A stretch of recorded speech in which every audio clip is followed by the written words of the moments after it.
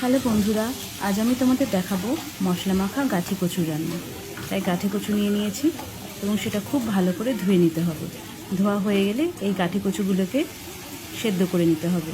সেদ্ধ করার সময় আমি সামান্য লবণ দিয়ে দিয়েছি। সেদ্ধ হয়ে গেলে সেটাকে নামিয়ে নিতে হবে। তারপর শুকনো খোলায় কিছু গোটা মশলা ভেজে নিতে হবে।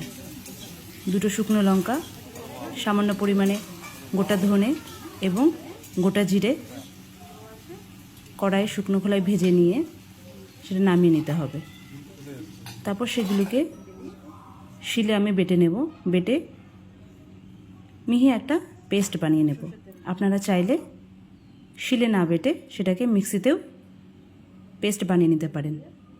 যেহেতু এটা আমার দিদার শেখানো রান্না, তাই আমি সেই পুরনো পদ্ধতিটা অবলম্বন করেছি।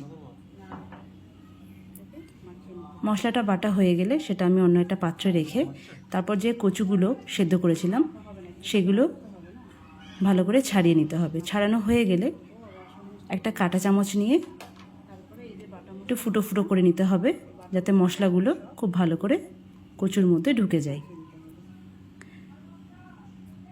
তারপর আবার কড়াই চাপিয়ে সেই কড়াইয়ে কিছুটা তেল দিয়ে তেলটা খুব ভালো করে গরম হতে দিতে হবে। তারপর সেদ্ধ কচুগুলো সেই গরম তেলে দিয়ে একটু লবণ এবং একটু হলুদ দিয়ে ভালো করে নেড়ে চেড়ে লাল লাল করে ভেজে নিতে হবে। ভাজা হয়ে গেলে অন্য একটা পাত্রে সেটাকে উঠিয়ে রাখব। দেখুন আমি কতটা লাল লাল ভেজেছি, ঠিক সেইভাবে ভেজে নিতে হবে। আমার ভাজা হয়ে গেছে, তাই আমি সব কচুগুলোকে উঠিয়ে নিলাম। এবারে কাঁচা লঙ্কা, গোটা রসুন, টমেটো, একটু হিং, স্বাদ মতো লবণ, হলুদ গুঁড়ো এবং কাশ্মীরি লঙ্কার গুঁড়ো গরম কচুর মধ্যে দিয়ে দিচ্ছি। তারপর একটু সামান্য সর্ষের তেল এবং যে মশলাটা বেটে রেখেছিলাম সেই বাটা মশলা কচুর মধ্যে দিয়ে খুব ভালো করে মেখে নিতে হবে। যেহেতু মশলা মাখা কচু রান্না এটা, তাই সব মশলাগুলো একসঙ্গে হাতে মেখে রাখতে হবে। এরপর আবার কড়াই চাপিয়ে তেল গরম করে সেখানে গোটা সর্ষে ফোড়ন দিয়ে যেটা মেখে রেখেছিলাম সেই পুরো মিশ্রণটা গরম তেলে দিয়ে দেব। তারপর একটু ভালো করে নাড়িয়ে চাড়িয়ে নিয়ে কিছুটা মশলা মাখা জল, সামান্য পরিমাণ, বেশি নয়, কড়াইয়ে দিয়ে দেব।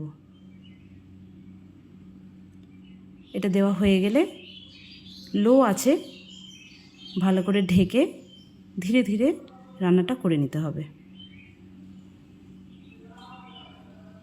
এই যে আমার রান্না হয়ে গেছে। যেহেতু এটা আমাদের রাতের রান্না, তাই যে আমার মেয়ের জন্য আমি বেড়ে দিচ্ছি একটু ভাত, একটু মশলা মাখা কচু এবং মেয়ে ছোটো বলে ওর জন্য সেদ্ধ একটু ডাল করেছি। এই যে আলু দিয়ে সেদ্ধ ডাল আর একটা সেদ্ধ ডিম। ওর ডিনার রেডি, তাই ওকে দিই এবং দেখি যে রান্নাটা ওর কেমন লেগেছে। ও এখন খাবে, খেয়ে আমাদেরকে জানাবে যে রান্নাটা কেমন হয়েছে।